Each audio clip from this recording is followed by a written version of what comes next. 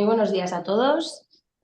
Hoy estoy muy contenta porque tenemos tanto a Elisa Agustín, nuestra psicóloga, y a Alfonso, al doctor Alfonso Fernández, que es profesor honorífico de la Universidad de Alicante, además de que da materias asociadas a, y es especialista en relaciones internacionales. Es, bueno, ya una persona recurrente en el podcast que apreciamos mucho, muy sabio, y que hoy viene a hablarnos de la política española y temas relacionados a todo este caos que está sucediendo ahora mismo con la Dana de Valencia, la cuestión sociopolítica y cultural, entre otras cosas.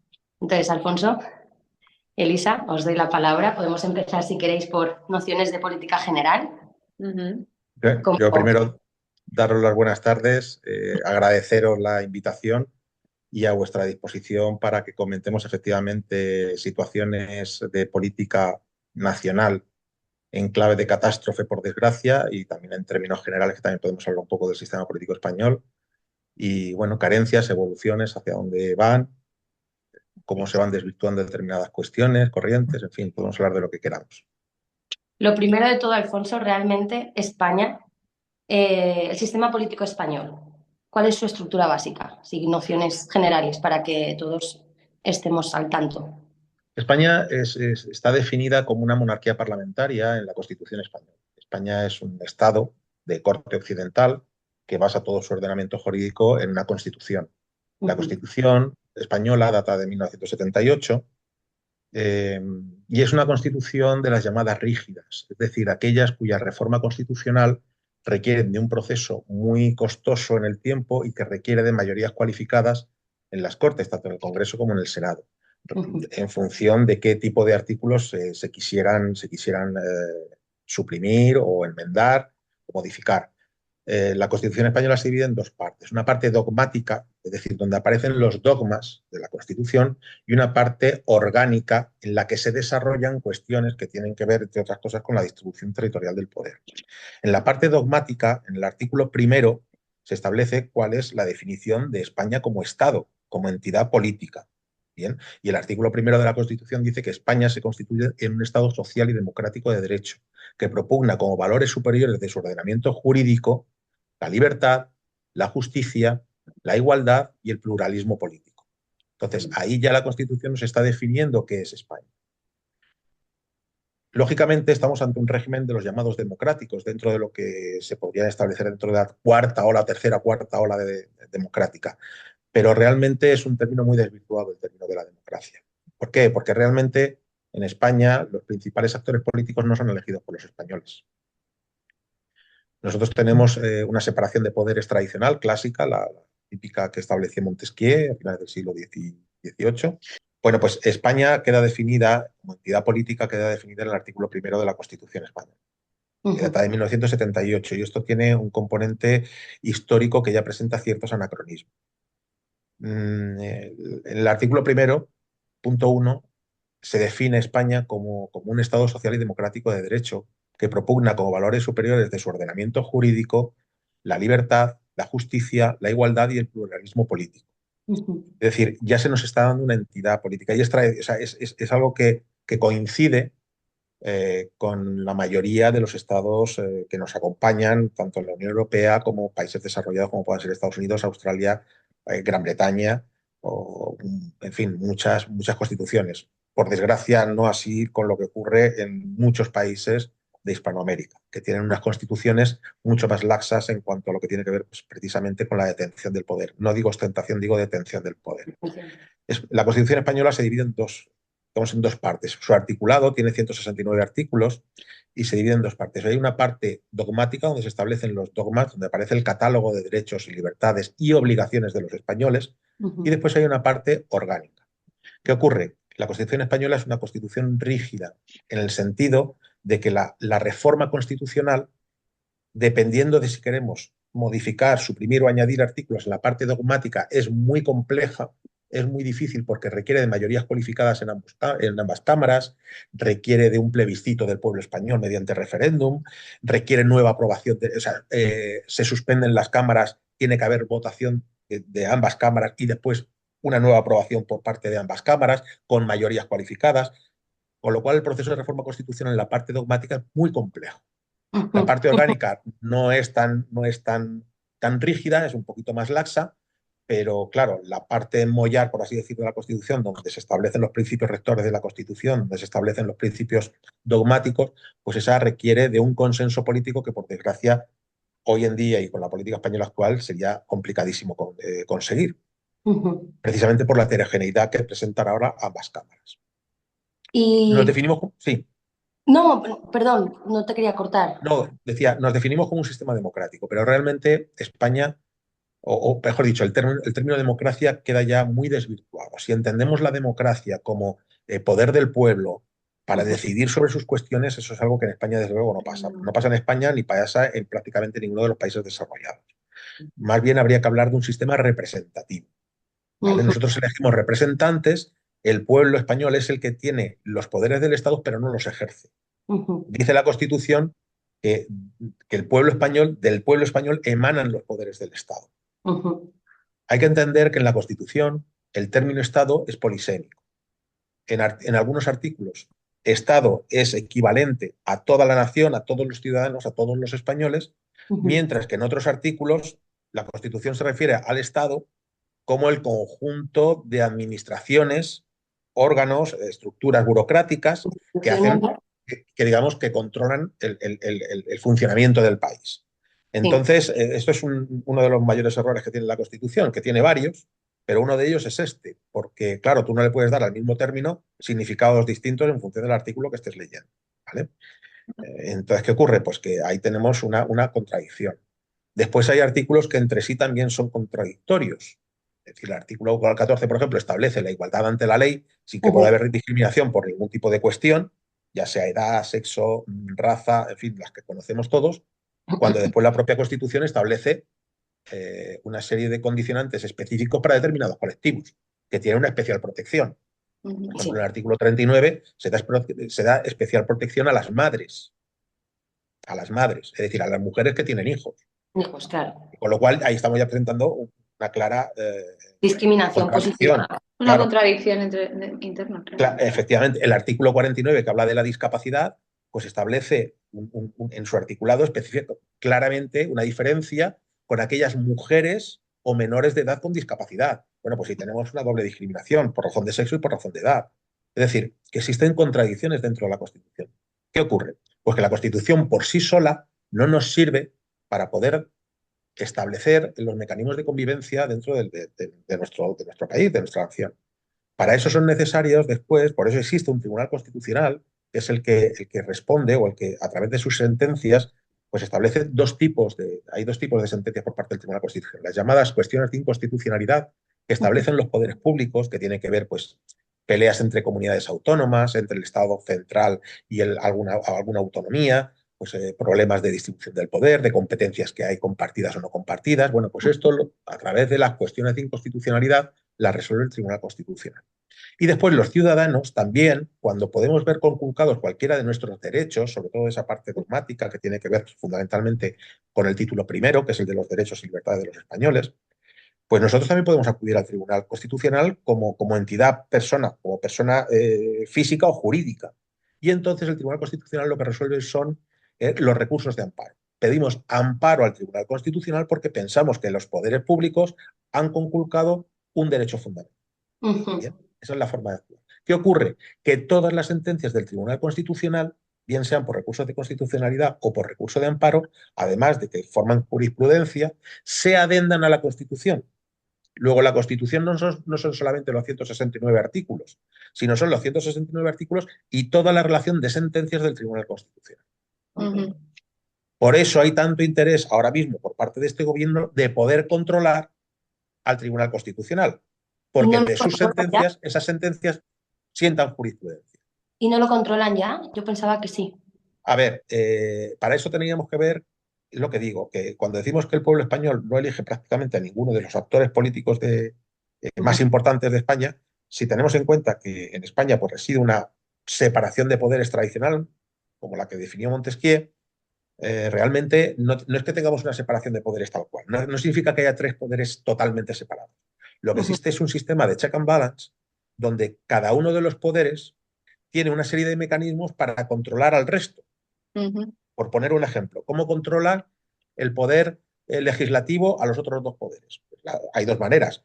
El legislativo controla al ejecutivo, que sería el gobierno, a través de preguntas, moción de confianza, moción de censura, cuestión de confianza o interpelaciones o preguntas al gobierno. Es una manera de controlar el legislativo al ejecutivo, ¿vale? Y con respecto al judicial, ¿cómo lo hace? Nombrando aparte de los miembros tanto del Tribunal Constitucional como del Consejo General del Poder Judicial. Es la manera que tiene de controlar el legislativo a los otros dos poderes. ¿Qué hace el Ejecutivo? Pues evidentemente el Ejecutivo también lo que hace es controlar las Cortes, como pues, es potestad del presidente del Gobierno suprimir las cámaras y llamar a elecciones. Entonces, es una manera de controlar. ¿Cómo controla también al Poder Judicial? Nombrando también a determinados miembros, tanto del Tribunal Constitucional como del Consejo General del Poder Judicial. De acuerdo. ¿Vale? Entonces, esa es la manera que de que tienen los poderes de controlarse unos a otros. No es que estén separados y que sean cajones estancos, no, hay relación entre ellos. Pero voy más allá. En las elecciones, cuando se producen elecciones, España es un sistema que solamente elige diputados, senadores, tanto a nivel estatal como a nivel autonómico, y en el caso de los ayuntamientos, elige concejales. No elegimos al presidente del gobierno, no elegimos al alcalde, no elegimos al presidente de la comunidad autónoma. El que se constituye como candidato para la presidencia del gobierno es el número uno de la lista electoral que vaya por una determinada circunscripción. Por poner un ejemplo, el presidente Sánchez se presenta por Madrid y aparecerá el número uno de la lista por Madrid. Eso significa que solamente los votantes de Madrid están eligiendo una lista en la que aparece Sánchez en el número uno de la lista. El resto de España no está eligiendo esa lista, está eligiendo la de su circunscripción, porque en España la circunscripción en el sistema electoral español es la provincia. Pues sí. Entonces, elegimos representantes, por eso es un gobierno, es un sistema más representativo que democrático. Y te hago una pregunta, ¿y cómo afecta entonces el hecho de que cada ciudadano esté votando dentro de su autonomía o de su provincia a la elección del presidente si realmente no se le está eligiendo? ¿Cómo se llega a ese punto? Muy fácil. Nosotros lo que elegimos, como digo, a nosotros lo que nos ponen delante son listas cerradas y bloqueadas, en un determinado orden de prelación, que tampoco podemos modificar. ¿Y eso quién nos lo dan? Nos lo dan los partidos políticos o la coalición de partidos que se presenten. ¿Bien? Con lo cual, el español lo que está votando es una lista de candidatos, pero de candidatos a diputados o a senadores. En el caso del Senado es distinto porque hay un sistema mixto de elección de senadores. Ahora entraré un poco en ella. Pero en el caso, por ejemplo, del Congreso de los Diputados o de las asambleas autonómicas, nosotros lo que estamos eligiendo son diputados autonómicos o nacionales. Después, en la Cámara, son ellos los que eligen al presidente del gobierno. Pero no son los ciudadanos, son los representantes que hemos elegido para hacer eso. Y Alfonso, yo quería preguntarte, perdón, ¿por qué, por ejemplo, candidatos como Alvise Pérez han salido en la Comisión Europea y sin embargo en España no están? A ver, porque Alvise se ha presentado por un partido a elecciones europeas. Las elecciones europeas tienen diferencias con el resto de elecciones. La primera es la circunscripción, mientras que en las elecciones locales, la circunscripción es el municipio. En las autonómicas y nacionales, la circunscripción es la provincia. En el caso de las elecciones europeas, la circunscripción es España entera como nación. ¿Bien? Vale. Y es la primera vez que se presenta a unas elecciones. Los partidos nuevos, que son pequeñitos, que son de reciente implantación, tienen más fácil conseguir representación en elecciones europeas que en elecciones nacionales. ¿Por qué? Porque para eso tienen que superar, para empezar, una barrera electoral que se llama. La barrera electoral es que necesitas un mínimo de votos, digamos, legales, no valen votos nulos, sino necesitas un número mínimo de votos que en el caso, por ejemplo, de las elecciones nacionales está puesto en el 3%, en el caso de las elecciones y en las autonómicas también, y en el caso de las locales es un 5%. Bien, en las elecciones europeas también tenemos esta barrera electoral, pero como la circunscripción es toda España, tú puedes conseguir los votos de toda España. Si Alvise se hubiera presentado, que solamente es conocido él, o sea, fuera de Alvise nadie conoce a nadie más de su partido. Claro, no. ¿Vale? Entonces, si Alvise se hubiera presentado por alguna circunscripción, solamente podría haber sacado votos en esa circunscripción. Si se presenta por Cádiz, solamente los electores de Cádiz hubieran elegido al vice. Mientras Sí, que de esta manera toda España ha podido elegir al vice y ha podido salir elegido como Ajá. representante de España en el Parlamento Europeo. Bien, Ujú. es la diferencia fundamental con las elecciones, digamos, internas que llamamos, ¿vale? ok. Una cuestión también importante. Todo el sistema jurídico español se basa lógicamente en la Constitución. Hay un orden establecido digamos, de importancia dentro de las leyes. La ley más importante es la Constitución y después están pues, el resto de leyes, ¿no? Las leyes orgánicas, las leyes de bases, proposiciones de ley, los proyectos de ley. Hay todo un sistema jerarquizado de, Ujú. de, eh, de leyes y normas. Y por último estarían, por ejemplo, los reglamentos. Bien, al mismo nivel de que la Constitución están todas las directivas, todo el ordenamiento jurídico de la Unión Europea. Está al nivel de la Constitución. De hecho, ningún artículo de la Constitución de ningún Estado miembro puede ir en contra de ninguna ley de la Unión Europea. Europea. Lógicamente, la Unión Europea también procura legislar para que no vaya en contra de ninguna Constitución. Es decir, pero Ujú. sí que es verdad que tienen el mismo rango legislativo. Ok. Eso significa que todo el desarrollo normativo de cualquier Estado miembro, y de España, lógicamente, tiene que tener en cuenta las directivas europeas, no solamente la Constitución. Por eso es tan importante las elecciones europeas, que tienen tan baja participación. No nos estamos dando cuenta de que estamos votando cosas muy importantes. Muy importantes. Primero, por el volumen de negocio que se maneja en la Unión Europea. Es decir, nosotros somos perceptores de cientos de miles de millones de euros durante muchísimos años, cada año de cientos de miles de millones, es decir, no en total, sino cada año estamos recibiendo todo ese dinero y parece que a los españoles, bueno, y a los resto de europeos pasa lo mismo, pero parece como que hay menos proactividad a la hora de participar en este tipo de elecciones, porque las vemos muy lejanas. Y ahora entraremos en el tema, por ejemplo, a nivel español, de qué ocurre con los mesogobiernos, con las autonomías, el estado de las autonomías. Ujú. Bueno, pues hay una percepción por parte de los ciudadanos de que las administraciones que son muy lejanas a él, como que no atienden bien sus problemas. Ujú. Entonces, por ejemplo, los españoles tendemos a votar mucho más en las elecciones locales, a nuestros ayuntamientos, que a las europeas. ¿Por qué? Pues porque pensamos que esa administración va a resolver nuestros problemas del día a día, que es realmente lo que le interesa al ciudadano medio. Es decir, los frikis como nosotros que nos gusta la política, pues somos cuatro contados. La mayoría de las personas pues tienen que vivir su día a día, tienen que luchar por el pan, tienen que luchar por su familia, tienen que luchar por la vivienda, tienen que luchar por su puesto de trabajo. Con lo cual quieren resolver las cuestiones más importantes de su vida. Y a ellos, pues bueno, pues la Unión Europea les suena muy lejana. Tampoco la Unión Europea es que haya hecho mucho marketing de lo que hace. Es para los Estados Unidos. Un poco mafia. No, es que no aparece ni en los medios de comunicación. En los telediarios no aparecen las sesiones del Parlamento Europeo ni nada por el estilo. No Es una... aparece. Hace años las hacían en Euronews, creo que era, pero Sí, no lo veía y, ni, quién ve, ni el claro, no tato. veía nada. Porque pillan muy lejos. Mm. ¿Qué ocurre? Que los estados-nación surgen en el siglo XIX como contestación a los regímenes del antiguo régimen, los regímenes absolutistas. Los estados-nación están pasando por un proceso de crisis Ujú. que no significa que desaparezcan, pero se dice de ellos que son muy grandes para resolver problemas pequeños y muy pequeños para resolver problemas grandes. Por eso los estados-nación se tienen que agrupar regionalmente en organizaciones supranacionales, en el caso de España, en la Unión Europea, en la OTAN. Hay montones de organizaciones regionales, o sea, la Liga Árabe, la Organización de Estados Americanos, es decir, hay muchísimas organizaciones supranacionales que van más allá del marco nacional. ¿Por qué? Porque tratan de resolver problemas muy grandes. Pero El- después nos damos cuenta de que el problema del día a día del ciudadano tampoco lo puede resolver un Estado centralista. Y por eso surgen en España y en muchos países, surgen lo que se llaman los mesogobiernos o los gobiernos medios. En este caso de España serían los gobiernos autonómicos. Y Ujú. después ya para cuestiones más delimitadas tendríamos las competencias municipales y en aquellas comunidades autónomas pluriprovinciales pues tendríamos el margen de las diputaciones provinciales. Bien. Sí. España además conserva las instituciones previas a la Constitución. Los tribunales de aguas, por ejemplo, de Valencia, el sentido de la comarca en Cataluña. Bueno, pues todo este tipo de agrupaciones de municipios y demás también conservan su propia legislación y mientras no vayan en contra de la Constitución, se respeta. ¿Bien? Con lo cual, para un ciudadano tiene que entender cuál es el marco competencial de cada una de las administraciones. Hay muchas veces que nos quejamos de lo que sea, pero no sabemos muy bien a dónde dirigir el tiro. ¿Quién es el culpable de esta situación?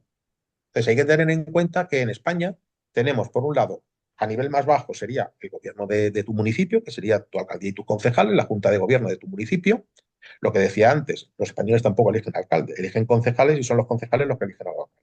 Es una elección indirecta. Bien, pues ese sería el primer marco, que tiene sus propias competencias. Después está la comunidad autónoma, que tiene otras competencias. ¿Dónde están recogidas las competencias de la comunidad autónoma? Están recogidas en la Constitución, artículo 149. Es el más extenso de toda la Constitución. El artículo más largo es el 149, que establece las competencias de las comunidades autónomas. Y después están las competencias estatales, que también están definidas en la Constitución y aparecen en el 148. Pero claro, decía al principio, la Constitución es de 1978, presenta anacronismos. Claro, es que ahora mismo hay competencias, sobre todo derivadas de las nuevas tecnologías. No me refiero a la informática, pero considerar informática nueva tecnología, para mí que soy ingeniero informático, es una aberración. Pero sí, por ejemplo, el uso de las redes sociales, el uso de los contenidos, pues requiere de una legislación cuando en la Constitución no está recogido específicamente cuáles son las competencias estatales o autonómicas de la gestión de contenidos establecidas en una comunidad autónoma o en un país. Eso no está establecido. ¿Por qué? Porque la Constitución es del año 1978, donde no había ni redes sociales, ni desarrollo de la inteligencia artificial, ni nada por el estilo. Por eso Justo. digo que la Constitución presenta ciertos anacronismos. Sí, se ha quedado un poco obsoleta, ¿no? En algunos aspectos. En algunas Y cuestiones. Estado nacional, quería preguntarte la diferencia entre Estado y nación, que es otro Bien, tema. esa es una pregunta muy importante. Como he dicho en la Constitución le da un doble sentido al concepto de Estado. Por Ajá. un lado, le Ujú. hace sinónimo a la nación como conjunto de todos los españoles, pero en otro lado le da el significado de administración pública, de cualquiera de las administraciones. Bien, entonces, hay un concepto que es el de Estado-nación. Bien, el de Estado-nación es el surgimiento, o perdón, el fin de los imperios que, digamos, se destruyen después de la Primera Guerra Mundial, el Imperio Austrohúngaro, Ujú. por ejemplo, es el que desaparece, se crean naciones nuevas, Sí. que además responden, ojo, a un carácter westfaliano, es decir, a la paz de Westfalia de 1648, en el cual los países son autónomos, ¿vale? En todo lo que tiene que ver con su política interna y ningún Estado puede ingerir dentro de otro Estado. Se respeta la autonomía nacional de cada uno de los Estados. Por eso España no puede, por ejemplo, pues legislar pues, en algo que tenga competencia sobre México. Sería impensable. O México sobre Estados Unidos o Estados Unidos sobre Canadá. Ujú. Cada país es autónomo e independiente. Ese es el concepto de Estado-nación. Son naciones que tienen su propia estructura y su propia capacidad normativa para establecer sus estructuras, sus leyes de convivencia. Bien, incluso el derecho a ejercer legalmente la violencia, bien, a través de sus cuerpos y fuerzas de seguridad del Estado y de sus ejércitos. Correcto. ¿Qué ocurre? Que tampoco la nación es un concepto que tenga un significado único. Ujú. Yo tenía un profesor que además era especialista en nacionalismos, que establecía una diferenciación entre el concepto de nación política y nación cultural. La nación política es lo que estamos entendiendo como Estado-nación, es decir, Ujú. es el conjunto de personas que tienen unos límites geográficos concretos y que responden todos ellos a un determinado ordenamiento jurídico. En el caso de España, que está basado en nuestra Constitución. Pero después existen comunidades de personas con identidades culturales, históricas, sociales, políticas propias. Y eso es lo que podríamos denominar una nación cultural.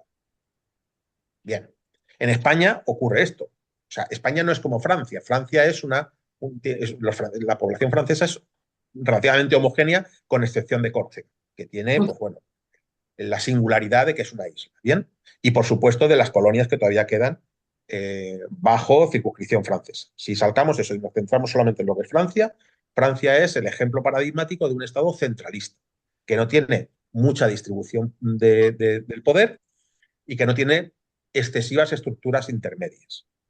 Y las tiene son básicamente de lo que se denomina descentralización administrativa.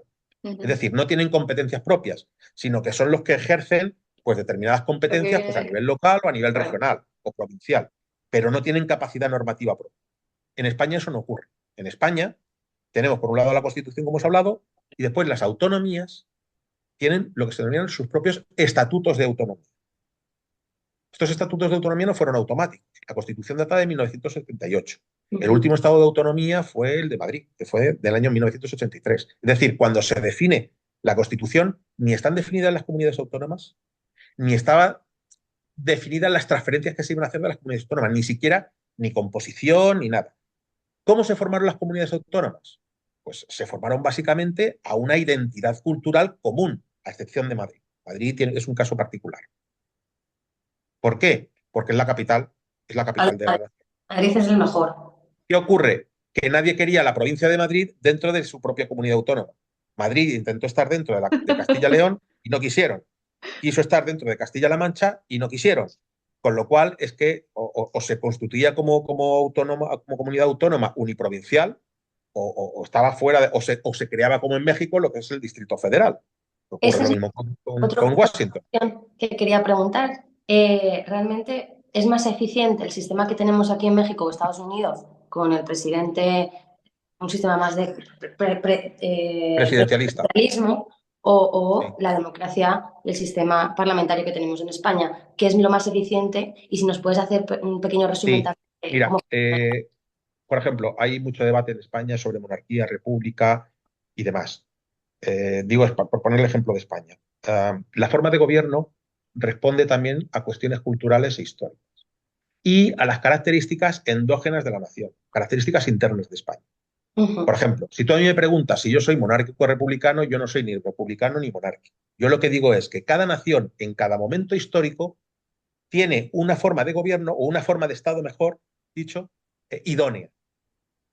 Por ejemplo, Estados Unidos cuando se conforma por la unión de una serie de estados que eran independientes.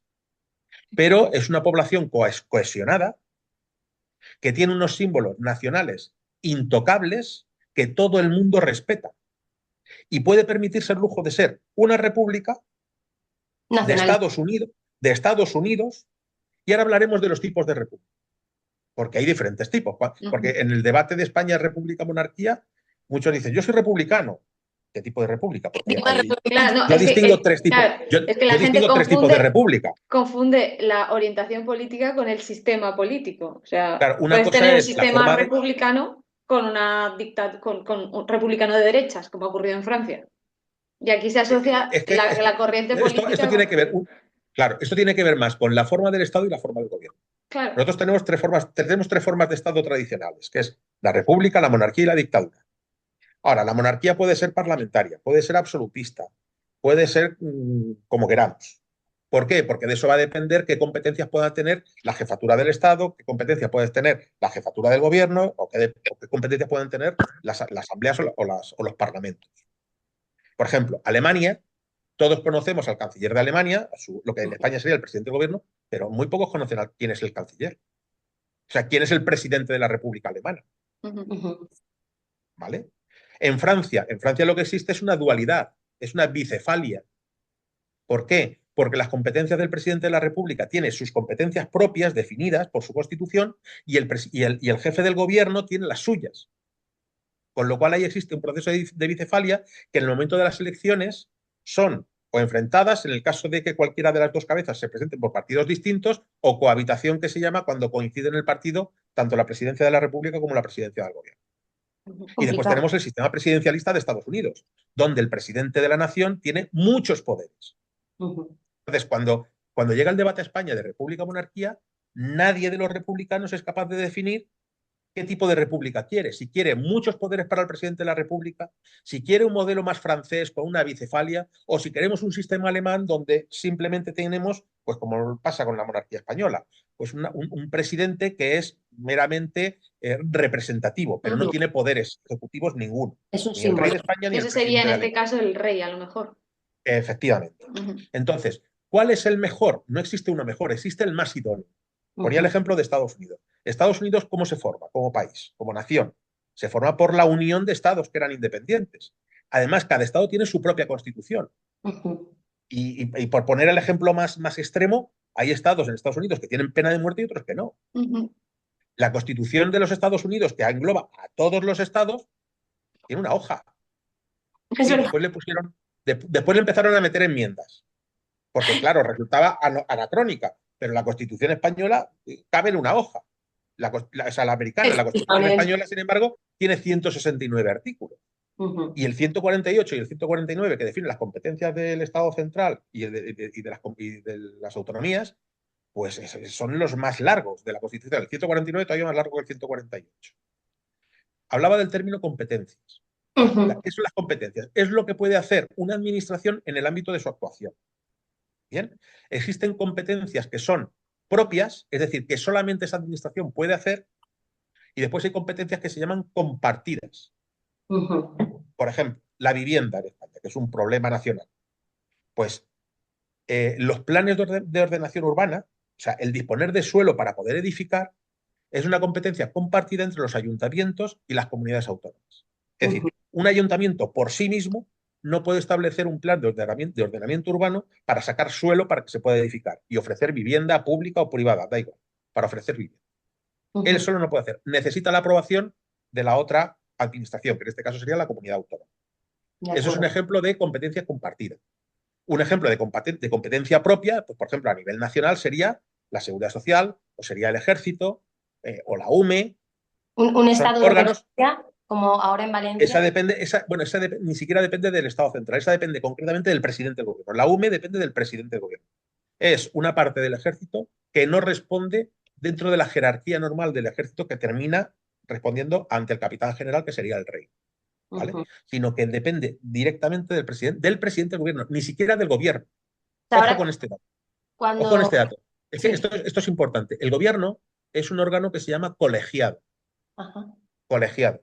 Las decisiones que salen del gobierno son decisiones colegiadas. Significa que todos los miembros de ese gobierno, incluido el presidente, tienen responsabilidad de las decisiones de ese Consejo de Gobierno. Bien, cuando hablamos de un Consejo de Ministros, que lo suele presidir el presidente, algunas veces lo preside el rey, pero normalmente lo preside el presidente del gobierno, cualquiera de sus vicepresidentes, las decisiones que ahí se adoptan, además de ser secretas, digamos, competen a todos los ministros. Y si hubiera una ilegalidad producida por un gobierno, todos ellos son corresponsables de esa ilegalidad. Bien, porque es un órgano colegiado. ¿Cómo ha sucedido ahora o no? Tendría que determinarlo los jueces. Cuidado, decisiones del Consejo de Ministros. Lo que está ocurriendo ahora con la corrupción del gobierno está atacando individualmente a miembros del gobierno porque han actuado individualmente, no dentro del Consejo de Ministros. Estamos hablando de un órgano colegiado, pero el presidente de gobierno en sí mismo también es un órgano unipersonal, que tiene sus propias competencias. Por ejemplo, la de convocar elecciones. Y la otra competencia que tiene es nombrar a los miembros del gobierno. Eso lo decide él. Y los puede separar significa cesar, o puede incorporar al que quiera. Y puede establecer la estructura de gobierno que él quiera. Puede establecer el número de vicepresidencias que quiera, el número de ministerios que quiera. Eso es competencia exclusiva del presidente del gobierno. Bien, teniendo en cuenta que en España hemos sustituido el sistema parlamentario definido en nuestra famosa Constitución por un sistema donde el gobierno es preeminente sobre todos los estados, sobre todos los poderes del Estado, tenemos un problema muy grave. Y esa es una de la degeneración de nuestro sistema político. Que ahora mismo el presidente del gobierno pues tiene tanto poder acumulado, carta blanca, que prácticamente nos convertimos en una pseudo dictadura. Totalmente. Para que nos hagamos una idea, la iniciativa legislativa en más de un 90% corresponde al gobierno, no corresponde a las Cortes. Las Cortes están para aprobarlas o para denegarlas. ¿Y este cambio cómo se ha producido? ¿A base de legislación y enmiendas y...? Correcto. Yo antes hablaba de la modificación de la Constitución, que era muy rígida, que era muy difícil hacer una reforma constitucional. Hay otra forma de modificar la Constitución. ¿Cómo es? Lo que se denomina la mutación constitucional. Mutación, me encanta esa palabra.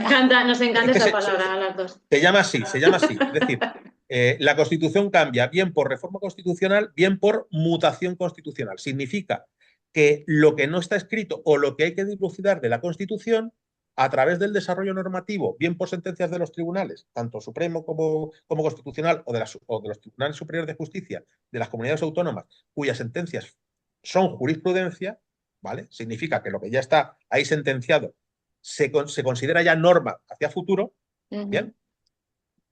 La otra forma es mutarlo a través de estas disposiciones que se incorporan a la Constitución como adenda. Entonces, ¿qué ocurre?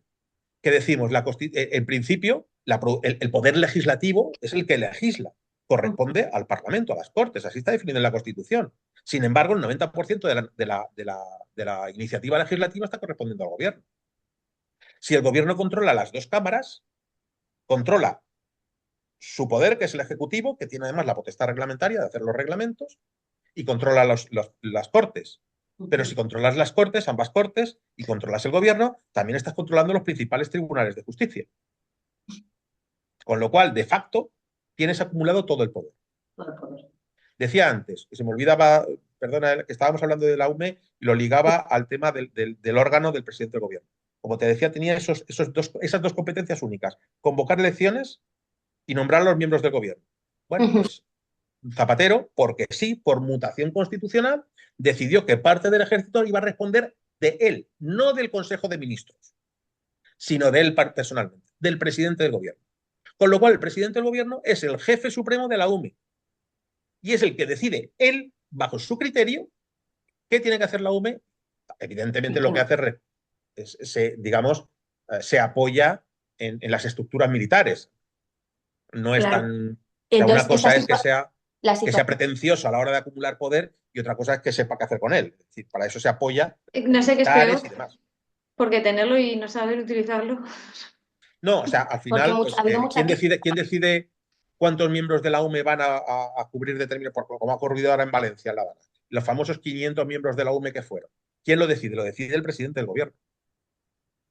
Entonces, ahí Mazón, ¿qué competencias tenía el presidente autonómico de la Comunidad Valenciana? Eso depende del tipo de catástrofe natural que se produzca en una determinada comunidad autónoma.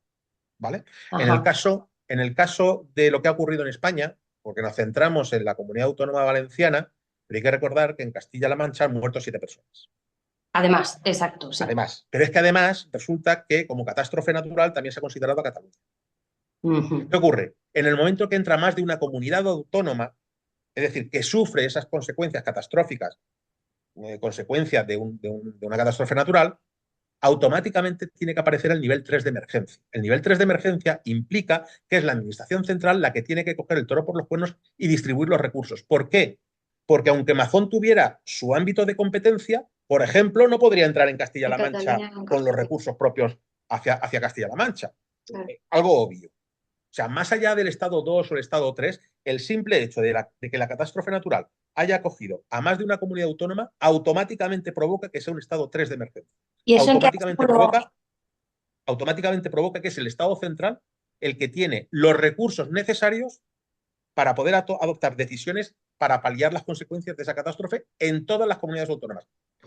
Entonces, como resumen de lo que ha sucedido en España, bueno, lo que ha sucedido en España no es ni más ni menos que un ejercicio de responsabilidad política donde las dos administraciones, tanto la estatal como la autonómica, han cometido errores,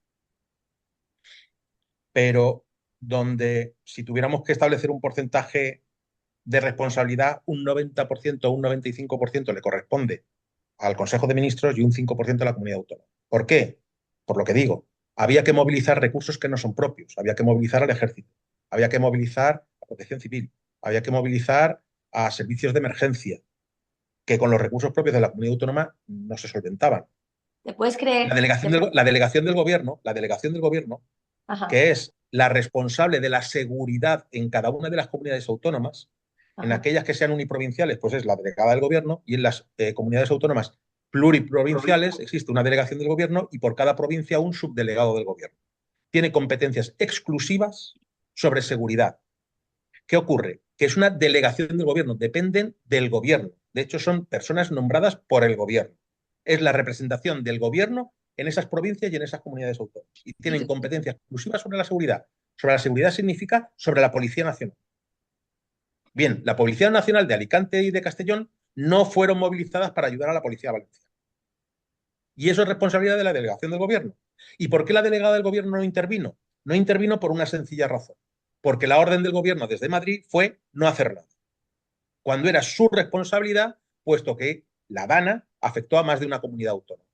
Pero es que aunque no hubiera afectado, si el gobierno considera de parte que se dice, o sea, ellos por su propio criterio determinan que la catástrofe tiene la suficiente envergadura como para decidir ellos, motu propio, que es nivel 3, no es necesario ni siquiera que hubiera concurrido 3 comunidades autónomas la misma catástrofe. Si O solamente sea, hubiera ocurrido en Valencia, ¿Y, y tú por qué crees ellos, el que ministro, no? el ministro del Interior, tiene la potestad de decidir que ese es el nivel 3 de emergencia, asumir el control de las actuaciones y resolver el problema. ¿Por qué no lo hizo? un Es estado Pues mi por, criminal. pregunta. perdón, Es un estado criminal, no ha atendido a las necesidades del pueblo. lo que ha habido ha sido una disputa política de decirle que el mochuelo lo haga él. Se han escondido en que era un nivel 2 de emergencia, competencia autonómica, cuando no lo era bajo ningún concepto. Más allá de eso, Mazón ha cometido sus propios errores. Pues no informar a la población a tiempo, no darle la importancia que inicialmente se preveía. Bien, pero es que después hay otros órganos que también tienen competencia, como es la Confederación Hidrográfica, las confederaciones hidrográficas. La Claro. Confederación Hidrográfica del Júcar tampoco hizo las obras oportunas para que en caso de una lluvia torrencial, pues no inunde poblaciones donde viven ciudadanos. Entonces, cada uno tiene su ámbito de responsabilidad. ¿Qué es lo que ocurre? Pues lo que se llama en ciencia política el accountability, es decir, la rendición de cuentas. Nadie quiere asumir su propia responsabilidad porque significa rendir cuentas ante los ciudadanos. Y Entonces, ¿qué dado hizo todo el gobierno? ¿Cuál fue la estrategia en este caso del gobierno? Que el mochuelo se lo cargara a la comunidad autónoma. ¿Por qué? Porque era del Partido Popular, única y exclusivamente. En Castilla-La Mancha ese problema no lo ha habido. No lo ha habido. Porque es del PSOE. Porque es del Partido Socialista quien gobierna. Qué O sea, vergüenza. Qué es, vergüenza. es- es Y así de triste. dada toda la rigidez que hemos comentado, que has comentado al principio de la Constitución y todo este tipo de situaciones, ¿cómo es posible o qué vías hay para que el pueblo pueda manifestarse en contra de eso de una manera eficiente? Una cosa es manifestarte en la calle y otra cosa es ejercer una acción legal que denuncie eso, porque es una responsabilidad y no es la responsabilidad de 4 cositas, es miles de habitantes. Formalmente, formalmente, incluso el pueblo, a través de 500.000 firmas, puede iniciar una proposición no de ley. Incluso puede participar de la iniciativa legislativa. Eso es formalmente. En la práctica, el único ejercicio que tienen los ciudadanos, que sean, como tú dices, eficaces, es decir, que no sean simplemente formales, Ujú. para mí son dos. Uno, las elecciones, que te acuerdes cuando tengas que ir a votar. Ese es el momento en el que los políticos rinden cuentas ante la ciudadanía, que te acuerdes de lo que tienes que votar en función de la gestión que se ha producido y sobre todo en función de cuál crees tú dentro de tus opciones políticas, que es la que mejor puede hacerlo, ¿vale? Aquí habría que ver si la gente vota por ideología, si vota por practicidad, si vota porque me interesa. Bueno, pues hay Ya. diferentes estímulos a la hora de votar. Ese sería objeto ya de otro debate, ¿vale? Pero para mí ese es el fundamental que tienen los ciudadanos. La mejor manera de quejarte es el momento que tienes que ir a votar. Afortunadamente, los sistemas democráticos, pues cada 4 años votamos. Y la única que yo considero entre periodo electoral que puede ser útil es la huelga. Si la huelga es una huelga con el suficiente impacto, obliga a los poderes públicos a sentarse y a tomar decisiones. Es decir, les obligas a firmar documentos que tienen que cumplir.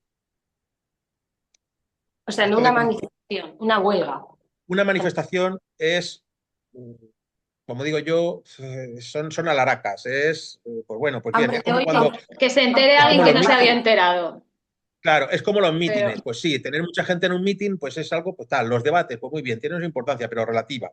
Es decir, el político, desde luego, nadie del PSOE, si mañana saliera una manifestación en Valencia de 3 millones de personas, de 5 millones de personas, vamos, no va a le da hacer nada. exactamente igual al Claro. gobierno. Es que le da exactamente igual. Ahora, móntate una huelga general que dure una pues semana, la voy a montar, Alfonso. que dure una semana, y verás tú cómo dices, ostras, es que el ¿Qué, comercio se resiente.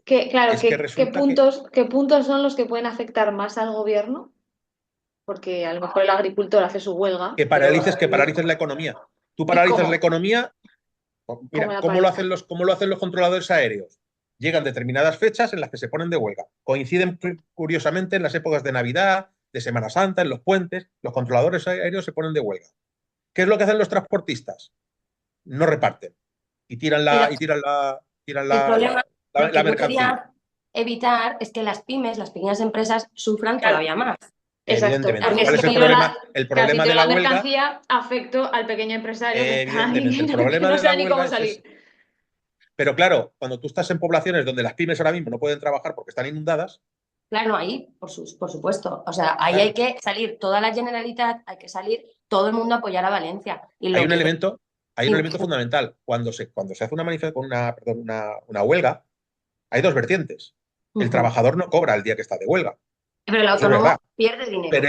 es que resulta que tú, como no generas actividad económica, el Estado no recauda impuestos Exacto. por esa actividad económica. Sí, Si sí, tú sí, cierras sí. tu empresa una semana, Sí. ¿vale? Y tú cierras una tienda, el IVA de todos los productos que tendrías que haber vendido durante esa semana, el Estado no lo recauda. Ya. Ya.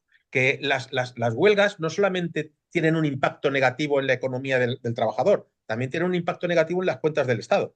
Ujú. Entonces, si la huelga es una huelga importante que puede paralizar la actividad económica de una región o de un país, estamos hablando de cosas muy serias, ya te digo yo que el ministro se sienta y firma lo que tenga que firmar. Si en vez de estar circunscrita al ámbito de Valencia, es a nivel nacional y se crea una huelga, aunque solamente sea de un día o de 2 días, y tú paralizas la actividad, y estoy hablando de servicios esenciales, o sea, con todos los servicios mínimos que establezca la ley, Ujú. evidentemente, pero tú paralizas el transporte, paralizas los centros de distribución, paralizas la actividad económica, paralizas la provisión a los supermercados.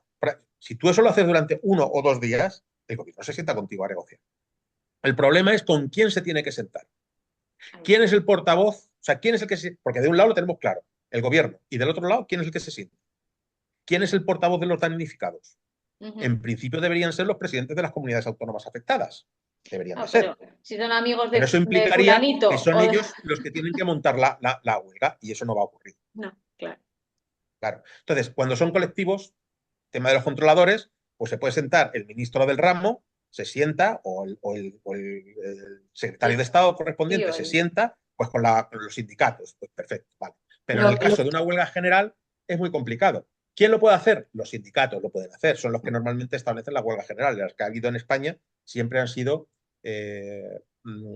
montadas y pero provocadas por los sindicatos. Pero mientras es que en este gobierna el caso, Partido en este caso Socialista estamos Obrero, hablando de sindicatos pro gobierno, no, no tiene los sentido. Exacto, es sindicatos que... no van a salir a la calle. No, no, Entonces, no. No, ¿nos no, queda no. alguna otra opción? ¿Nos queda alguna otra opción, Alfonso? Es decir, Aparte por del derecho ejemplo, al, aparte del derecho al pataleo.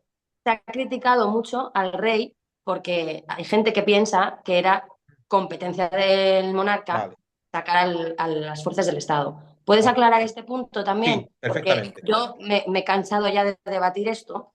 Creo que también Perfectamente. es Mira, algo... el rey es el jefe del Estado.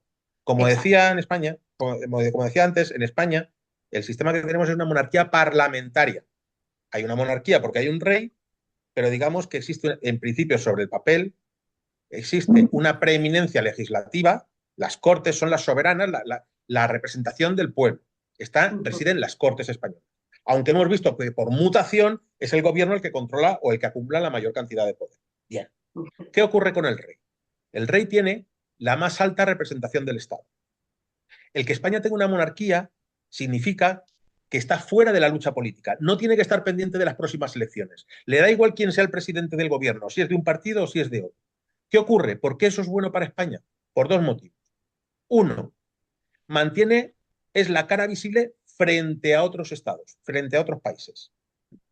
No hay mejor y mayor representación que nuestro rey para forjar relaciones comerciales, relaciones culturales, relaciones tecnológicas con otros países.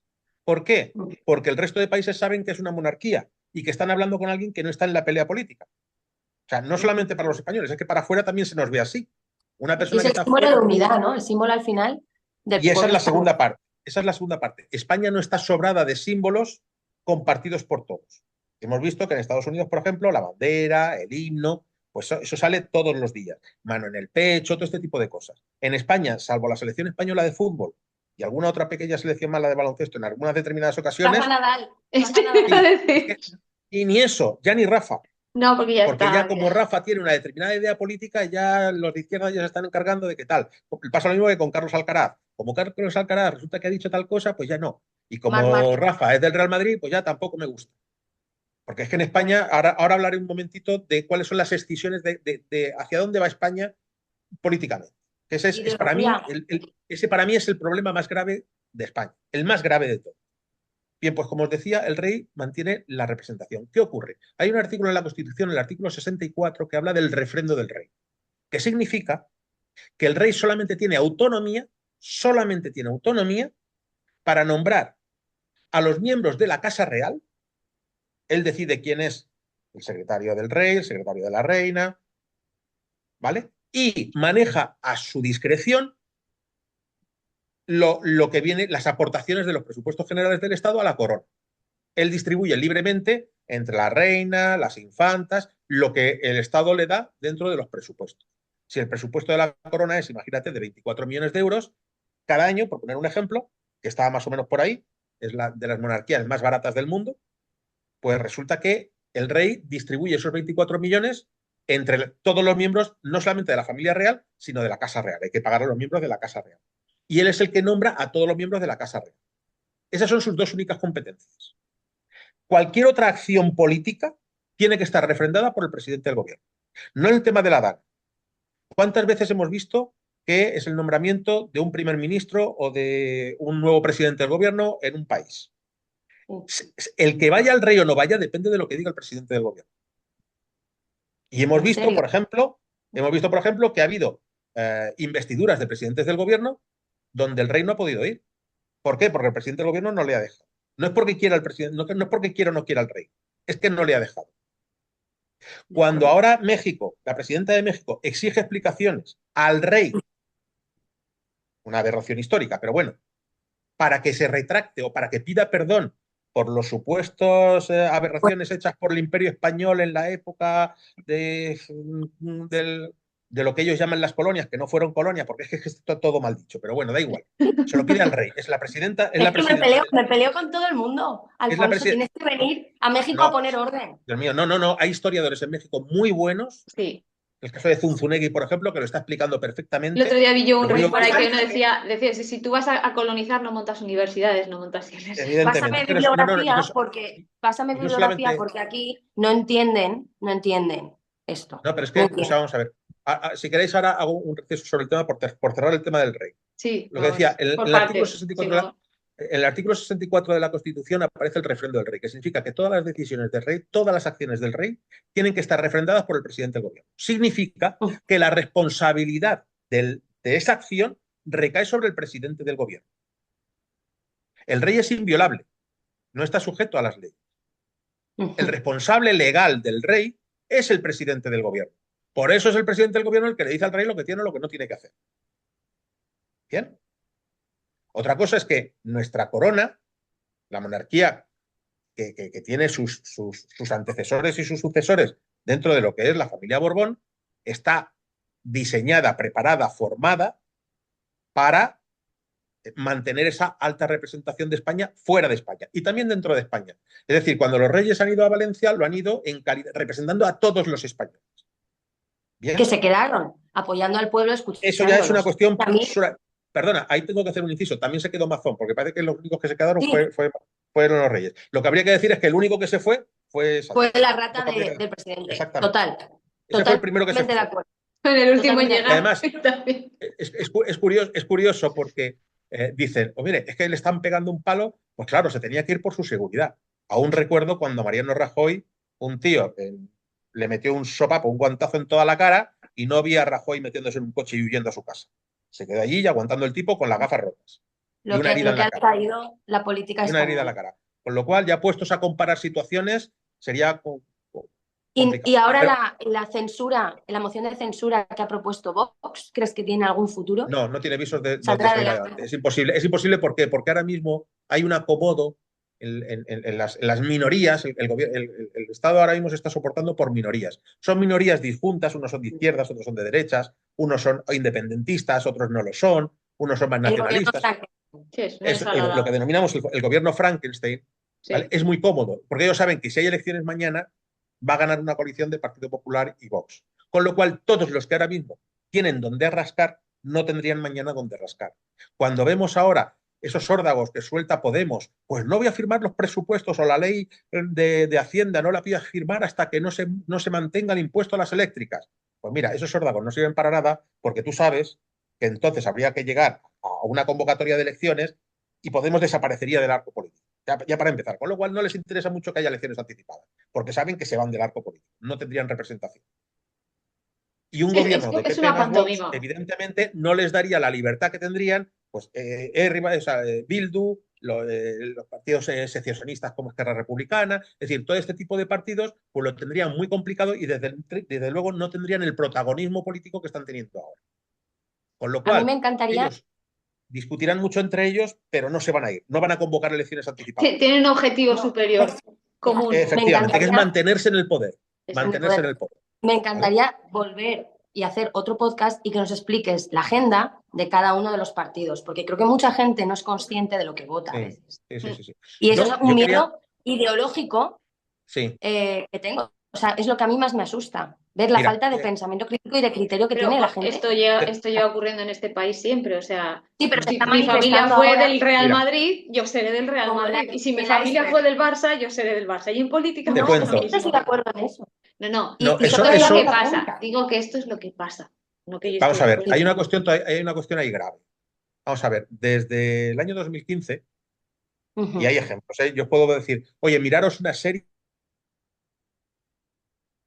Ese para. española anterior a 2015 y mirar, por ejemplo, las conversaciones que hay, los diálogos que hay.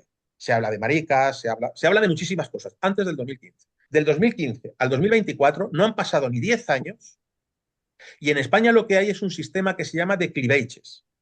Clivage es un término inglés, ¿vale? Establecido en 1973 por Lican, politólogo, Ujú. que significa literalmente escisión, corte. Lo que se ha hecho en España es establecer una serie de cortes artificiales. Por ejemplo, el corte más lógico que hay en casi todos los países es el típico de izquierda-derecha. Tú puedes estar políticamente por tu ideología a la izquierda o a la derecha o en el centro, donde quieras. En España había otro corte también tradicional, que era el centro-periferia. Nacionalismo frente a estatismo. Eran los dos Ujú. únicos cortes políticos que había. Bien, ¿qué Ujú, es lo que ha hecho la izquierda en estos 9 años? Que es peligrosísimo. Es establecer una categoría de opresor y oprimido. El Ujú. hombre es el opresor, la mujer es la oprimida. ujú, Ujú. El gordo es el oprimido, el flaco es el opresor. ujú, El blanco es el opresor, el de otra raza es el oprimido. El vegano es el oprimido, el que come carne es el opresor. El heterosexual es el opresor y el homosexual es el oprimido. Y establecemos una Totalmente. serie de cortes en la sociedad que nunca han existido. Nunca. El católico es el opresor, el empresario es el opresor, pero el Efectivamente. empresario proletariado siempre ha estado eso así. Yo creo que ahora ya se ha Sí, pero extendido a eso fue lo que se desarrolló por Karl la guerra Marx, por cultural. Engels, y después se desarrolló a lo bestia y de forma totalmente agresiva digamos, en el Imperio Ruso, o en ujú. la República de Socialistas Rusas, ¿vale? Eh, pero en España eso no, por la vía de la experiencia, eso no ha sucedido. Es decir, evidentemente que tenemos ahí todavía la bandera esta del empresario que debería de pagar muchos más impuestos y todo lo que pague es poco porque ese opresor de la pobre persona proletaria, claro, no nos estamos dando cuenta que el 90% de las empresas en España son pymes. Exacto. Es decir, estamos El hablando de un pequeño restaurante. empresario, lo estás machacando, es el oprimido y el opresor, entonces, porque entre otras Exactamente. cosas se encarnan los dos Independientemente roles. de que independientemente de que lo crucificas a impuestos, aparte de eso, es que el Además. tío apuesta su dinero, su patrimonio personal, el de su familia. Si sale bien, tiene que pagar muy bien a sus trabajadores. Pero si sale mal, los trabajadores, ¿qué hacen? Se buscan otro empleo. Sin embargo, si el empresario va mal, puede terminar en la cárcel sin casa, sin familia y sin nada. Y Ser eso empresario en España es lo peor es que lo hacer peor que decisión. puedes hacer. Son una de las barreras al emprendimiento.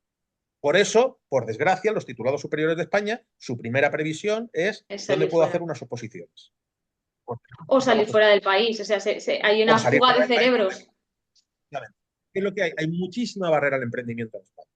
Pero por eso te decía que para mí lo más grave que está pasando en la política española es estos cortes artificiales que se están generando de opresor oprimido, ¿bien? Que lo que hacen es enfrentar a unos con otros. Y entonces tú ya tienes una clasificación. Yo antes era una persona, era un hombre, ¿vale? Que yo me casaba con mi mujer y tenía una familia y iba a un trabajo y demás. Ahora no. Ahora ya no soy un hombre. Ahora soy un macho heterosexual Cis, que come cis, carne. Soy cis. No sabía lo del cis. Yo es que me pierdo ya con el vocabulario me pierdo. es que me muero con estas cosas, Bien. Alfonso. Bueno, pues soy cis. Mañana sacarán otro que dirán que soy trans. Porque claro, ¿sabes de dónde viene lo del cis y el trans, no? Sí, Esto viene de la química, de la química y de la las diferencia moléculas. de las moléculas De de los isótopos. bioquímica, yo me muero. Exactamente, de la isomería óptica, ¿vale? Del cis y el trans. Vale. Sí, sí, Pues sí. han tenido esta idea de clasificarnos en cis y trans. Me parece perfecto. Que también es una Entonces, manera de objetivar, o sea, de convertir en objeto al ser humano. Entonces, correcto. esto o aquello, y eso ya es una agenda oculta en sí misma. Con Psicológico, lo cual claro. estamos llenos de blancos y negros. Y entonces, cada uno ahora ya tenemos una matriz llena de blancos y negros. Hombre, negro. Mujer, blanco. Eh, mm, eh, no solamente la mujer, cualquier mujer de corte feminista, porque después hay mujeres que no son feministas. Toda mujer que no tenga una ideología de izquierdas pasa a la categoría de negro. Y Porque facha. además cría hijos fachas, Claro. cría hijos Sí, homófobos, no cría hay hijos una escala de gradientes. potencialmente agresores. Ahora, claro, ahora el hombre ya Racista. es por definición agresor. Pues claro, ya tenemos una serie de etiquetas de blancos y negros, el gris ha desaparecido, ¿vale? Sí. Yo no puedo tener una ideología feminista, porque o comulgo con todo el feminismo o no comulgo con nada del feminismo. El que yo pueda decir que antes las mujeres vivían en unos regímenes de desigualdad y yo soy totalmente contrario a cualquier tipo de discriminación negativa o positiva, no me hace feminista. ¿Por qué? Porque el feminismo ahora lo que pretende es establecer una figura del hombre como potencialmente agresor o violador. Si yo no Un comulgo en violador. eso, yo no soy feminista. Ujú, Entonces, Claro, si yo no, totalmente. claro, con lo cual, no existen las escalas de gris. Tú no puedes compartir parcialmente algo, ¿no? ideología, comparativas sociales. ¿Qué te digo yo? Por ejemplo, el derecho de los animales. Literalmente no puedes pensar por ti mismo. No puedes Yo llegar soy a los contrario, criterios propios de yo claro, yo acuerdo en soy esto y contrario, no acuerdo en esto. efectivamente, yo soy contrario, por ejemplo, al maltrato animal, pero estoy a favor de la caza. Bueno, pues tú ya no eres animalista. Como no eres animalista, automáticamente cajetilla negra. Si no Ujú. te pueden Entonces, encasillar, si no te ¿qué pueden ocurre? catalogar como X. Efectivamente, ¿qué ocurre? Es un riesgo Que porque piensas. ese blanco y negro es la tradicional lucha de la humanidad a lo largo de los siglos de establecer escuditos, pasaba también en la Alemania nazi, cuando se sellaba a Justo. los judíos. Otra Pues entonces cosa, ahora estamos etiquetados de tal manera que defendemos unas cosas y otras, y no puedes defenderlas parcialmente. Ahora, por ejemplo, que acabo de decir de los judíos, con el tema este de Gaza y Palestina, nadie tiene ni puñetera de Gaza, nadie sabe lo que es Gaza, no pero yo saben estoy a dónde favor está. de Gaza. Yo estoy a favor de Gaza y en contra de Israel. Y dices, ¿y tú por qué estás en contra de Israel? Y dices, Que no pues aguanta porque ni sí. un día en Gaza. Esta gente no aguanta ni un No, santo no, no, día si no, debajo si no de es un aguantar. estado No islamista. quiero, no quiero aventurar nada, no quiero aventurar nada de lo que saldrá publicado en un artículo mío que saldrá en él, ¿vale? No, Pero no. Spoilers no. por poner un simple ejemplo, ¿vosotros sabéis cuál es la moneda de Gaza? No, La moneda israelí. La moneda israelí, el nuevo jeque. O sea, si Israel tuviera interés en hacer desaparecer a Gaza, lo podría asfixiar económicamente. Basta ah, con claro. que devalúe o no devalúe o que aprecie la moneda. Asfixia económicamente a Gaza. Ninguno de los países con los que limita Gaza, que son todos países árabes, ninguno le ha cedido la moneda a Gaza. Lo ha hecho Israel. Curioso. Eso no lo sabía. Qué Yo curioso. tampoco. Uy, y Qué muchísimo interesante. más. ¿Tú sabes cuál es el principal cliente de Gaza? Cliente, Cliente. O sea, Israel. las exportaciones de Gaza, ¿hacia dónde van? Hacia Israel, Israel. imagino. Hacia Israel. ¿Y las importaciones de dónde vienen? De Israel. De Israel. No vienen de ninguno de los países árabes. No, hombre, si eso está claro, No, Alfonso. no, no, Y no las... está claro. La gente no lo sabe. No. La gente no lo sabe. La gente no sabe que hasta el año 73, la palabra Gaza no existía.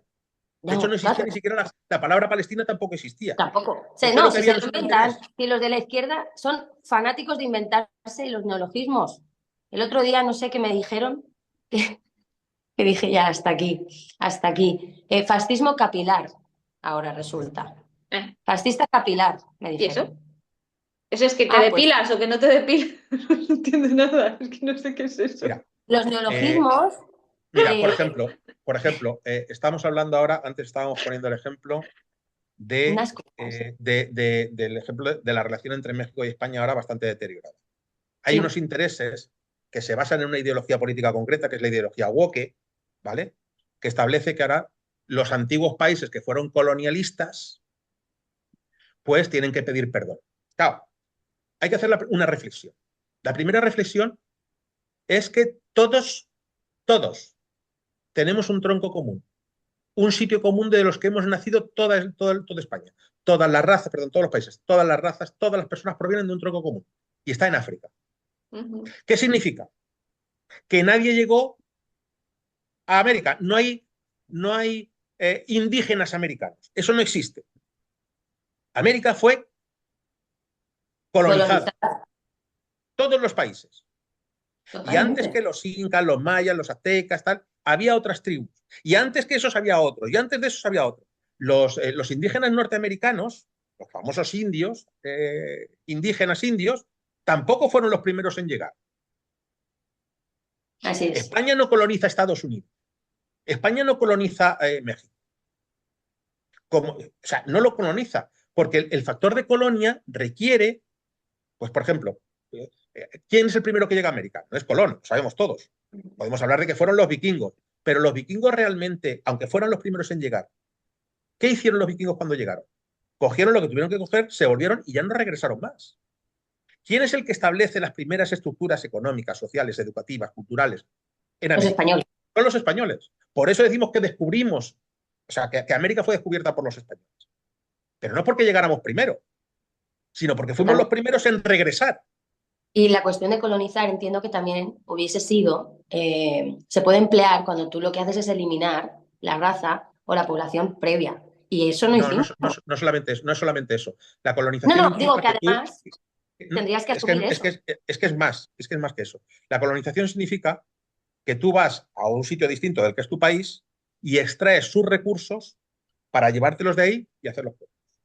España ni jurídicamente tenía colonias porque eran provincias que estaban dentro de un virreinato, estaban dentro de la estructura política, es como una comunidad autónoma más, atraído a tiempos modernos, cada uno de los países del Virreinato de La Plata o del Virreinato de Nueva España, ¿vale? Cada uno de esos países, cada una de esas provincias que, bueno, estaban divididas en capitanías generales y en provincias, sería una comunidad autónoma en tiempos modernos.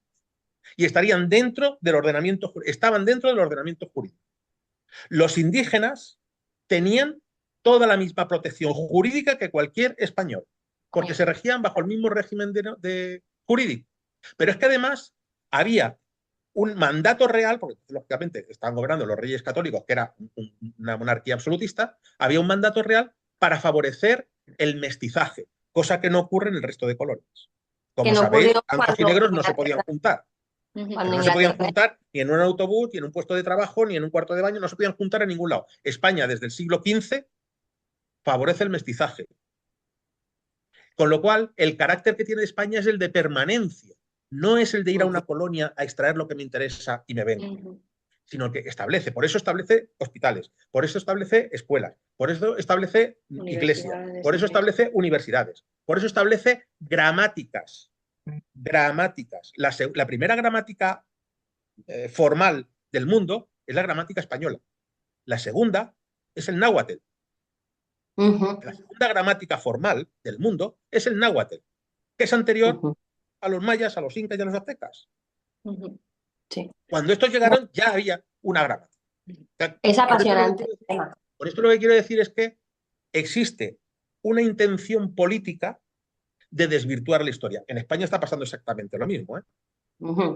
Y tanto. O sea, y no es la primera vez que pasa, la famosa leyenda negra. Es decir, el desarrollo de la famosa leyenda negra con la Inquisición española, con todo ese tipo de cosas. Esto es curioso, la Inquisición española. La Inquisición española resulta que nace en Francia 2 siglos antes, pero resulta que es la Inquisición española, cuando la Inquisición no era española, venía de Francia.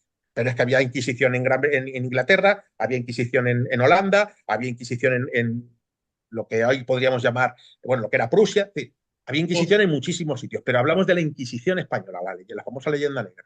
Hablamos de un tribunal que mataba a los que no eran católicos, cuando era todo lo contrario, porque era precisamente un tribunal eclesiástico y que se forma precisamente porque ahí había una evasión de impuestos por parte de los judíos. Esto es una cosa que no se suele contar. Es decir, ¿qué pasaba entonces? Que los judíos, cuando prestaban dinero a judíos, no cobraban interés, y cuando le prestaban el dinero a los cristianos, les metían lo que se llamaba la usura, que era un tipo de interés desacerbado. ¿Por qué? Porque si ellos aglutinaban el capital, se podían expandir a costa de los cristianos.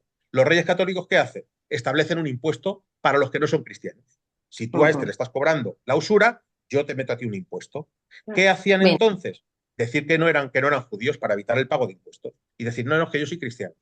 Eran los que se llamaban los falsos conversos. Era por de todo lo que hay es un motivo económico, de no pagar impuestos, ¿vale? Entonces yo me hago falso converso y se crea este tribunal precisamente para detectar a estos falsos conversos, que era la famosa blasfemias. Bueno, pues este tribunal tan horroroso y demás historias tenía unas penas que eran más livianas que el Código Civil y Penal que había entonces estipulado. De hecho, los delincuentes comunes preferían blasfemar para ser juzgados por el Tribunal de la Inquisición en vez de por el Tribunal Ordinario, porque las penas eran mucho más suaves. Y mientras en España, en todos los siglos, estamos hablando a lo mejor de 4 siglos de vigencia de la Inquisición, murieron menos de 200 personas, solo en 10 años, en Inglaterra, murieron más de 2000. En la persecución de brujas, todo. Todo eso ¿Vale? sí. Y ya no te quiero decir, pues las típicas, las famosas brujas de Salem. Bueno, pues ocurren en Holanda, ¿vale? Entonces estamos hablando de un desvirtuamiento de la historia que ya empieza con la época aquella de la leyenda negra, pero que si lo traemos a tiempos modernos, aquí tenemos la famosa ley de memoria histórica, ahora llamada de otra manera, de memoria democrática. Hacer es el próximo podcast hablar justamente de todos estos temas y profundizar Yo creo que también podríamos, en la sí, hacer un tema de toda esta desvirtuación histórica y cómo esto va llevando ahora a la deriva futura política en el país y enganchar desde ahí. También. Creo que hay muchas sí, del resto. yo como colofón, ¿vale? A mí lo que me gustaría es mandar un mensaje de esperanza en el que espero que los españoles tomen conciencia de lo que se está haciendo con ellos, de esta clasificación que estoy diciendo que para mí es horrorosa, de blanco-negro, blanco-negro, blanco-negro, en escisiones totalmente particulares, en enfrentamientos totalmente artificiales que nunca han existido, donde si yo digo algo que tú no seas marica o no seas mariquita, resulta que estoy ofendiendo a todo un colectivo entero de miles de personas, de cientos de miles de personas. Lo cual, encima. Pero es que además ni siquiera tengo la intención de insultar ni de ofender. Pero bueno, eso es un micromachismo. Correcto, vale. Soy homófobo por decir. No, o sea, me parece bien, te quiero decir, Sí, a lo mejor tenemos que evolucionar. Lo que no quiero es que me encasilles y que no me clasifiques en negro o blanco sin que haya ninguna escala de grises. Exacto. Ni quiero que haya un enfrentamiento porque mi interés no es ofender. Mira, yo soy discapacitado. Tengo una discapacidad del 59%. Y los poderes públicos están más preocupados de buscar el neologismo para no llamarme discapacitado que de eliminarme barreras arquitectónicas en los municipios o en muchos sitios. El que yo pueda acceder a un parque, por ejemplo, de muletas, o el que yo pueda acceder a un parque de sillas de ruedas. A eso no puedo acceder, pero que no me llamen discapacitado. Y si montamos un partido, el PSC, el Partido del Sentido Común. Claro. Entonces, ¿qué ocurre? Que yo espero, por eso decía que yo espero que los españoles tomen conciencia de lo que se está haciendo con ellos, de cómo los medios de comunicación los están intentando manipular, de cómo los políticos los están intentando manipular y que en algún momento alguien se siente, pare 5 minutos y diga, pero bueno, ¿qué está pasando aquí? Pero yo ¿por qué voy a dejar de ser feminista porque no esté de acuerdo con esto, pero sí estoy de acuerdo con esto? Pero yo ¿por qué no voy a ser animalista? ¿Por qué yo no voy a ser ecologista? ¿Por qué yo no voy a querer cuidar el medio ambiente por tener un coche diésel? ¿Por qué yo no voy a poder ser feminista simplemente porque defiendo la pura igualdad entre hombres y mujeres? ¿Por qué yo no puedo ser español independientemente de izquierdas o derechas, simplemente porque si soy español, si defiendo la bandera de España, la bandera de mi país, por Dios, qué peligro, ya automáticamente soy facha? Cuando además ya hemos desvirtuado también el concepto de facha, hemos desvirtuado el de democracia, hemos desvirtuado el del poder ejecutivo, pues también el término fascismo, pues ya queda totalmente, pues bueno, ya casi unos lo intentan utilizar como insulto y los que lo reciben ya como medalla. Claro, desvirtuación de ambos polos. O sea, yo ya orgullosa. Claro, al final resulta que dices, eres facha, y dices, bueno, mira, pues si a ti resulta que para ti soy un facha, me acabo de colgar una medalla. Con lo cual estamos desvirtuando el mensaje. Entonces, yo creo que los españoles tienen la conciencia para pararse un momento a pensar, a reflexionar y salir de esta matriz de blancos y negros, que cada uno pueda opinar lo que quiera, que cada uno pueda buscar la información, que cada uno pueda pensar críticamente. Y estoy de acuerdo con que la gente suele ser más laxa en sus planteamientos cuando está acorde a su ideología y cuando no lo es. Y es más difícil reconocer el éxito en el contrario que el fallo en el propio. Vale, estaremos de acuerdo, pero no dejaremos de pensar cuando mi partido hace algo mal. Yo pienso, y a lo mejor no lo pongo en todos los lados, pero yo pienso, ya, esto mi partido lo ha hecho mal. Y no se me ocurre mentir a la gente, y no se me ocurre decir lo ha hecho bien, no, simplemente a lo mejor me callo. Pero no se me ocurre decir lo está haciendo bien. No puede ser que ahora mismo, con la que tenemos montada, con el señor Aldama, que está destapando por todos los sitios a muchos miembros del gobierno, digamos que es que el culpable es Aldama por decirlo. Y que ese tío es un delincuente, un demente mental, porque está denunciándonos a todos. Digo, no, o sea, pero no es que lo digan los miembros del gobierno para salvar su trasero. No, no, no. Estamos hablando Y de lo, cualquier persona socialista, de sí, cualquier sí, persona sí. con ideología Vamos, socialista vamos a que hacer está un intentando reclamo defender. a que la gente piense y sea Claro, entonces crítica. yo lo que quisiera es mandar ese mensaje de esperanza de que sean autónomos en el pensamiento, que desarrollen el espíritu crítico, que salgan de esa matriz de blancos y negros, que sean capaces de vivir en la escala de grises, que si tú eres feminista o te sientes feminista, nadie tiene que venir a ponerte el cartelito y la medallita de feminista. Esto no es como las insignias de los Boy Scouts. Si tú te sientes feminista, no necesitas que otro te lo diga. Bueno, y para finalizar, solo quería preguntarte, ¿cómo creamos esa conciencia de que podemos salir, podemos decir, oye, mi partido político, el que sea, lo ha hecho mal, asumimos la responsabilidad, ¿vale? Como hablábamos antes, pero sin que nuestro partido después bueno, sin que vaya en nuestra contra, porque al final lo que Tome intentamos es represalias. hacer una autocrítica y Vale, crecer como partido. vale.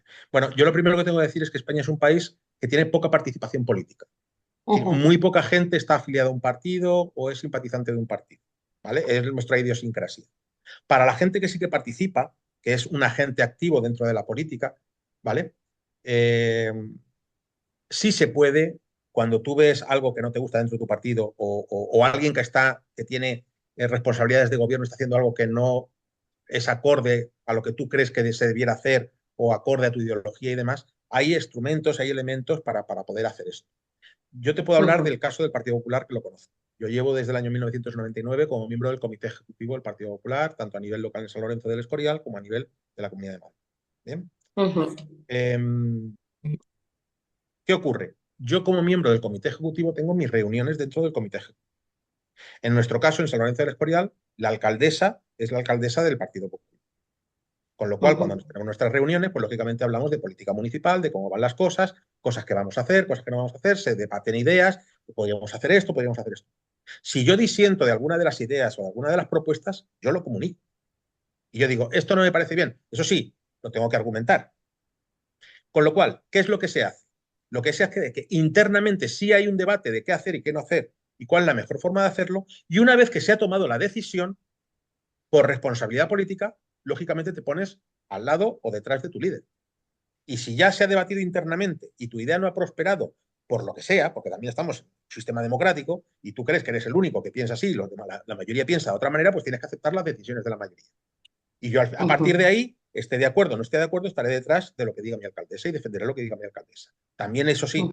le digo, dame argumentos para poder defender esta cosa, Claro. Claro, claro. O evidentemente. sea, yo personalmente O sea, desde PP, yo no te sigo ciegamente.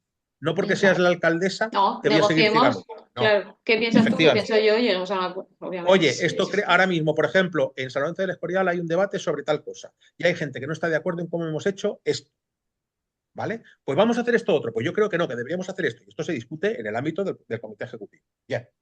Se toma una decisión y yo puedo estar de acuerdo o no de acuerdo con la decisión que hemos tomado.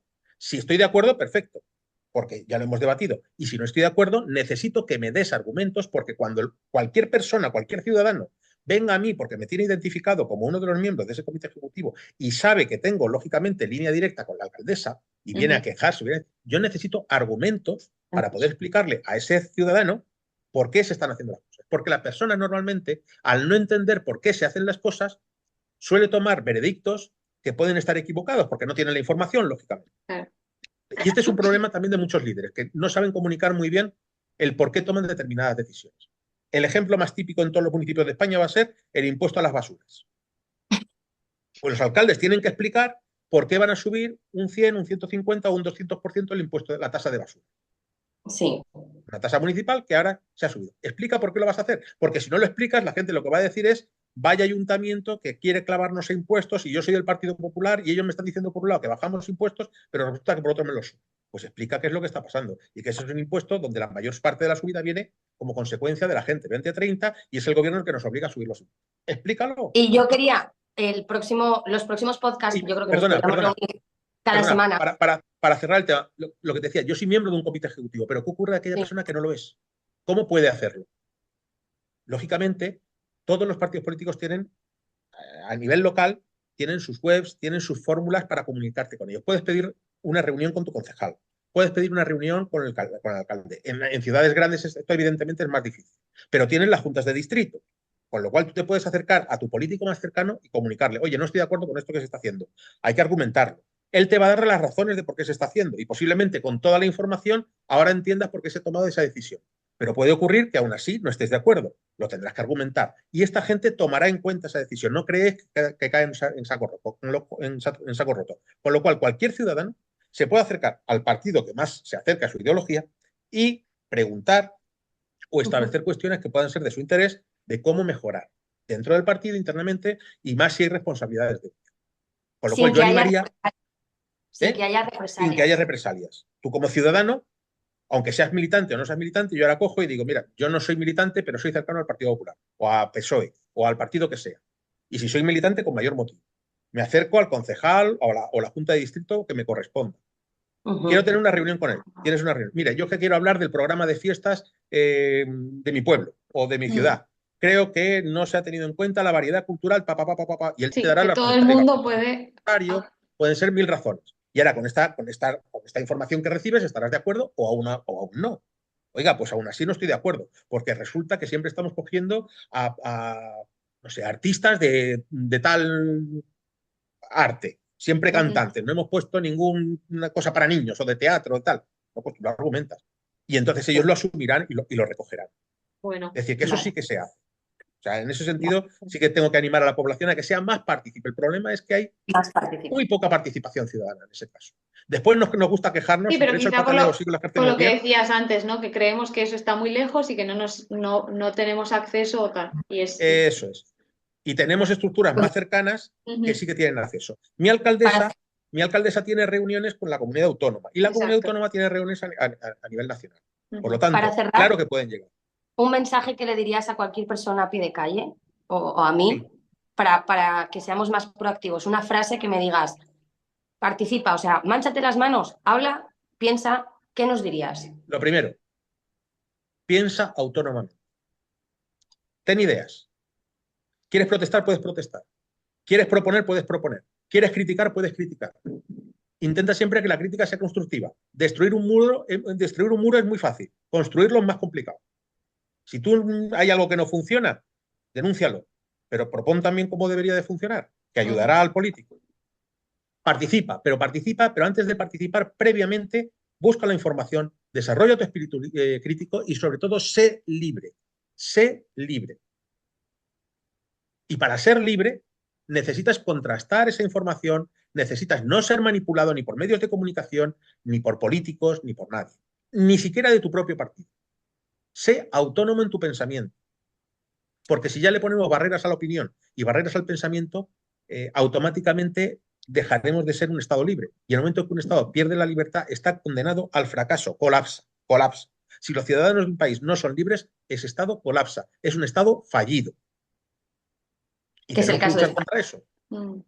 No, muchas el gracias, Estado Alfonso. español. Y muchísimas gracias, Nada, Alfonso, de a vuestra corazón, disposición. porque aprendo y me fascina todo como lo explicas, lo que dices, cómo piensas. Ojalá tener tu mente brillante, porque de verdad es un placer. No es que tenga una mente brillante, son muchos años de estudio y al final, Además, aunque seas medio tonto como yo, al final algo aprendes. además de brillante, trabajador y estudioso. Entonces, Y humilde. es un placer como siempre. Vuelve ya la semana que viene y No, volvemos. cuando queráis, a vuestra disposición, ya lo sabéis. Seguiremos. Han quedado muchos flecos y para profundizar. O sea que. pues nada, han quedado todavía muchos temas en el tintero, a lo mejor hay que, como dices, profundizar en algunos, hay que aclarar otros, podemos ir a por otros nuevos, lo que a vuestra disposición. Genial. Ya sabéis que me Yo los tenéis. sábados estoy a vuestra entera disposición, podemos marcar horas y lo que necesitéis. Os quiero muchísimo. Bueno, igualmente un placer, para chicos. todos. Un saludo y un beso muy grande a todo México.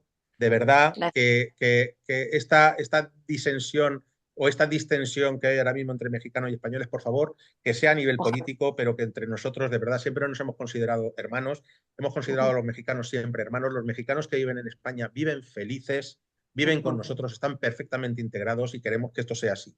Dejar a 4 políticos con sus propios intereses particulares que sigan debatiendo y peleándose, pero por favor, que la ciudadanía siga siendo hermana. Y aquí siempre tenéis casa, ya lo digo. Muchísimas gracias. Os quiero, Bueno, chicos, cuidaros mucho. hasta luego. Venga, un beso para Adiós. todos. Adiós. Chao.